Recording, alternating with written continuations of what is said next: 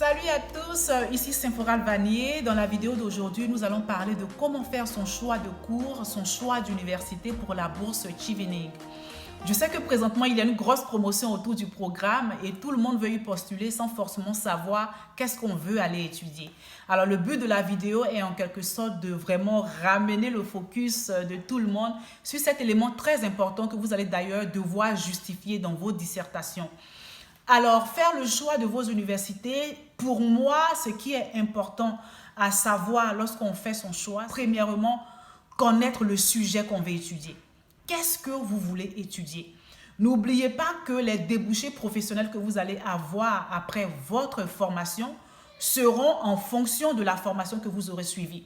Alors, c'est important de connaître le sujet que vous voulez étudier, le domaine dans lequel vous voulez vous positionner. Est-ce que vous souhaiterez que le sujet soit en lien avec votre premier diplôme, donc votre diplôme de premier cycle, ou alors est-ce que vous êtes cette personne-là qui s'établit dans un changement de carrière, dans une reconversion professionnelle?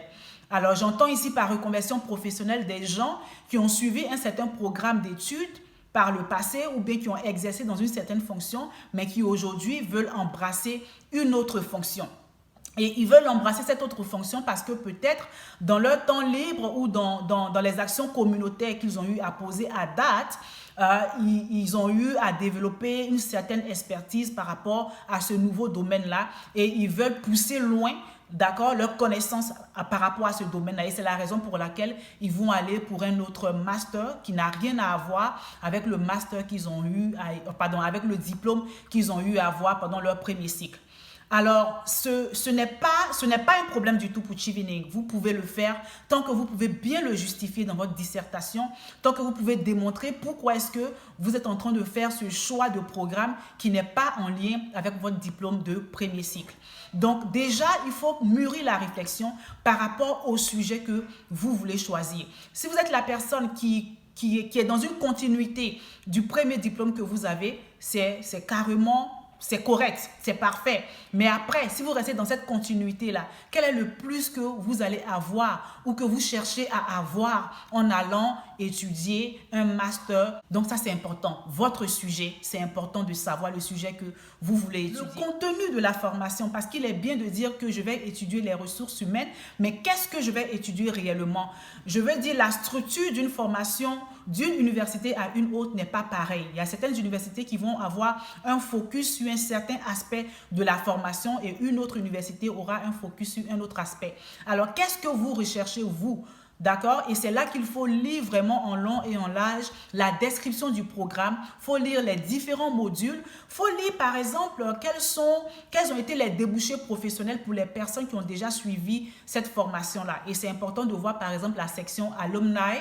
D'accord? Donc, il y a une section pour les anciens étudiants du programme. Il faut voir ces différentes sections-là. Il faut faire les recherches sur les profils de ces personnes-là, voir les débouchés professionnels qu'elles ont pu avoir ayant participé à cette formation. Et cela va vous donner une idée par rapport au contenu de la formation et par rapport à comment est-ce que cette formation-là va bien vous positionner sur le marché de l'emploi ou bien dans vos prochaines activités après la formation. Donc, ça, c'est le deuxième point, le contenu de la formation. Le troisième point très important, c'est le ranking, d'accord? Le positionnement de l'université. Alors, il y a ce positionnement mondial, ce positionnement général, mais ce que moi, je trouve vraiment important, c'est le positionnement par rapport aux cours que vous étudiez, par rapport au sujet que vous étudiez. Certaines universités peuvent ne pas avoir un bon ranking mondialement, mais par rapport à un sujet bien précis, que ça peut être des études de développement, ça peut être des études de genre. Vraiment, par rapport à un sujet bien précis, il y a certaines universités qui ont un très bon positionnement sans toutefois avoir un excellent positionnement mondial. Donc, c'est ce qui est vraiment important. Quel est le positionnement de votre université par rapport à la formation que vous souhaitez suivre? Et vous allez voir qu'il y a certaines universités qui, à cause de leur positionnement, ont déjà eu à poser des actions concrètes, d'accord, dans des pays en voie de développement. Ça a été mon cas quand je faisais le choix de l'université de Manchester. J'ai pu lire que l'université de Manchester a déjà fait de grandes études, beaucoup d'études par rapport au sujet de développement dans les pays en voie de développement justement. Et donc pour moi, c'était vraiment le meilleur endroit pour pouvoir bénéficier des études qui avaient déjà été faites, des recherches sur lesquelles ils étaient déjà assez avancés. Donc, ce sont ces 3 points-là vraiment importants. Le sujet que vous allez étudier, le contenu de la formation et le ranking de l'université. On ne parle pas du ranking mondial seulement, on parle surtout du ranking par rapport aux cours que vous allez choisir. Après, certains aspects, sinon certains éléments annexes qui sont importants à regarder, c'est par exemple la vie étudiante dans cette université-là. Quelle est l'ambiance? Comment est-ce que ces universités-là sont chaleureuses par rapport aux étudiants étrangers? Moi, dans mes 3 choix d'université, j'avais fait le choix d'une certaine université à cause du fait qu'elle avait remporté un prix par rapport à l'inclusion des étudiants étrangers. Donc, vous pouvez voir, ce sont des éléments que vous pouvez regarder aussi pour faire votre choix. Donc, la vie étudiante sur le campus de ces universités-là, comment c'est? Également, l'accessibilité à la librairie, parce qu'on s'entend que ce sont des formations qui vont vous demander de faire beaucoup de recherches, de faire beaucoup de lectures. Donc, comment est-ce que les librairies dans ces écoles-là ou bien dans l'université que vous choisissez sont équipées? Donc, ce sont des éléments que vous pouvez regarder. Un 3e élément annexe que vous pouvez voir, c'est également l'hébergement. D'accord? Donc, vous allez étudier dans une certaine université qui est placée dans une certaine ville. Est-ce que l'hébergement sera facile pour vous, que ce soit sur le campus ou que ce soit hors du campus? Ce sont des éléments qu'il faut regarder.